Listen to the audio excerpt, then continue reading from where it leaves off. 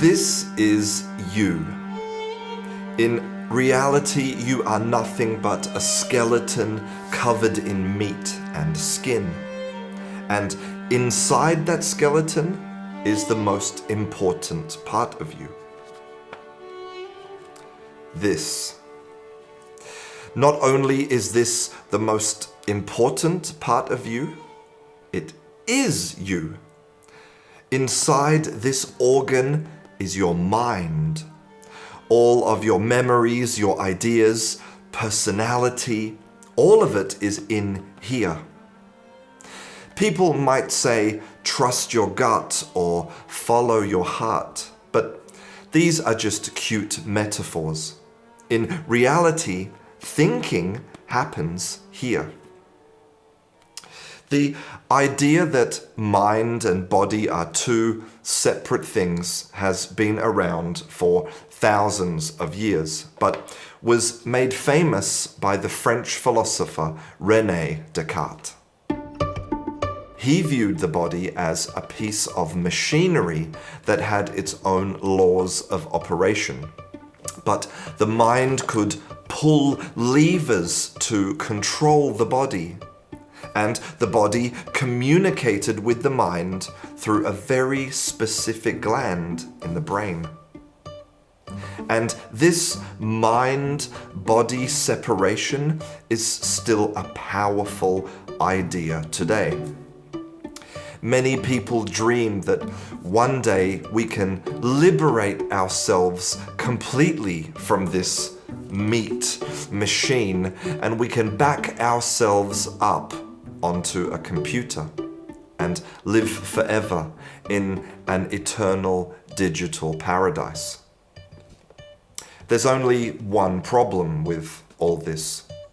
We don't have a body, we are a body. And we are not computers or machines, and misunderstanding this has a serious consequence when it comes to language learning. It tells us that learning is useless. To understand why this happens, let's start at the beginning, with children.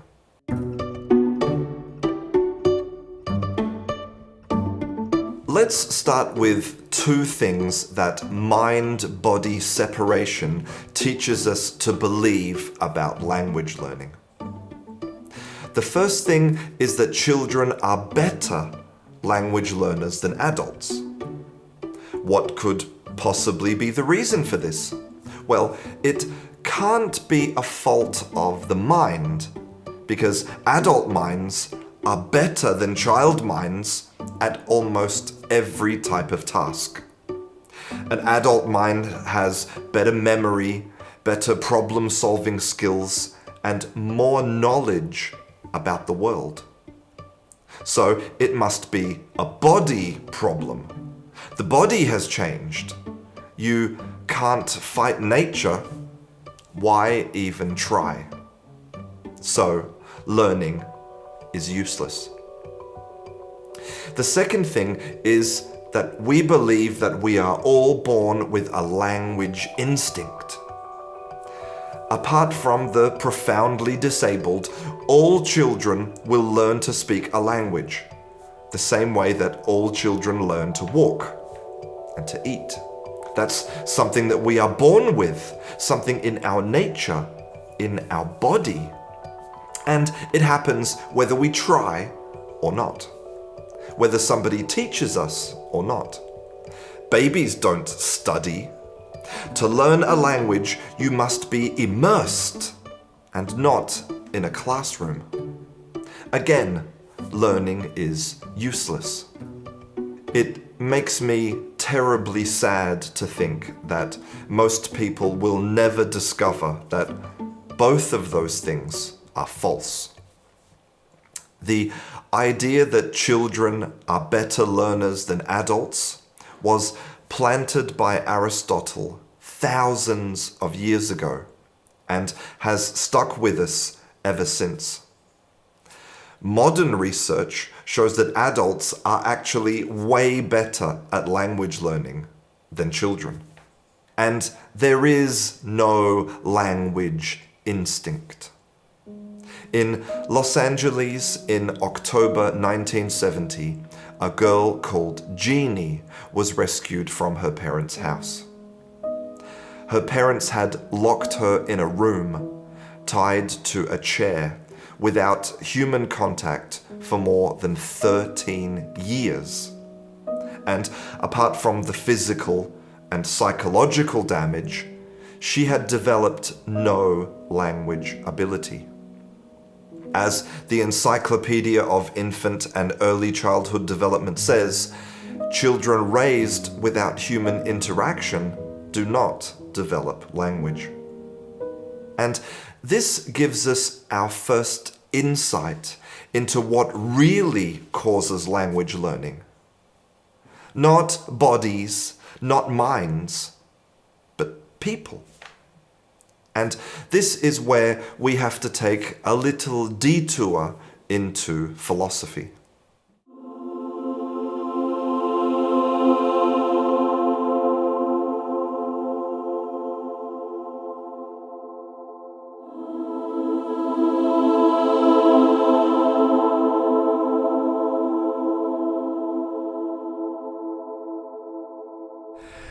At some stage in your life, you might have been asked this question.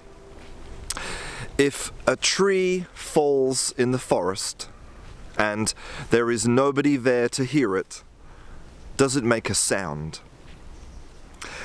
It is now such a cliche that it's almost like a joke, but it started as a serious philosophical question.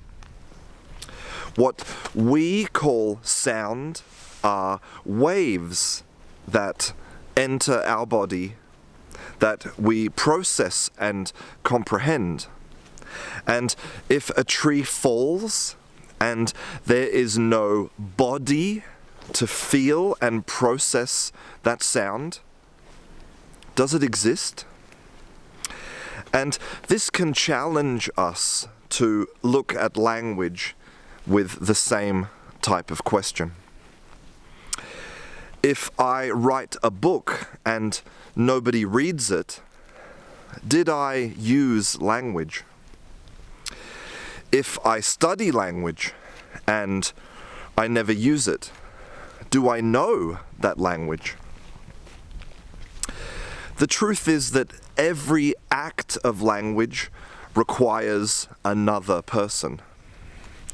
A book has no meaning until somebody reads it. A joke isn't funny until somebody laughs. And a declaration of love has no power if it doesn't break somebody's heart. 100 years ago, the Russian psychologist Lev Vygotsky wrote that language was a unity of generalization and social interaction, a unity of thinking and communication. Languages that are not used by people are dead languages. Living languages don't exist in recordings or on a page or in minds. Living languages are transmitted from one person to another. And if there's no body to receive and process that language, does it exist? And is that what you have? Have you invested all your time and money and energy in a language that only exists here in your mind, that doesn't exist at all? And that brings us to the most damaging part of the mind-body separation, which is probably the most basic one. That this organ, your brain, your mind, is a container, or your head is a container, and it can be filled. What a horrible way for you to treat yourself, like an empty container. an empty container waiting to be filled by language teachers, courses, workbooks, YouTube videos, podcasts, methods. Every time you click pay on that English course or download that app or photocopy that page, it makes you feel like you are filling the container, like you own the knowledge. But it's just an illusion. The Italian philosopher Umberto Eco called it the alibi of photocopies. He said, "There are many things that I do not know because I photocopied a text and then relaxed as if I had read it." There's a massive difference between knowledge and knowing. And the process that converts knowledge into knowing is activity. It is your responsibility to do that activity. That is learning. We have so many misconceptions about being human, about what is nature and what is nurture, what's instinct and what's learned. Surprisingly, babies are not born understanding happy or scared faces, but they are born with an understanding of abstract numbers. We can survive only with instinct, but everything that makes us truly human, the good and the bad, loving and fighting, are all learned, including language. Babies that walk have a higher language ability. Why? Because they experience more. We don't learn language because we want to. We learn language because we need to. Because without other people, we can't survive. And because we are not a mind and a body, we are somebody, and soon we'll be gone. So don't waste it.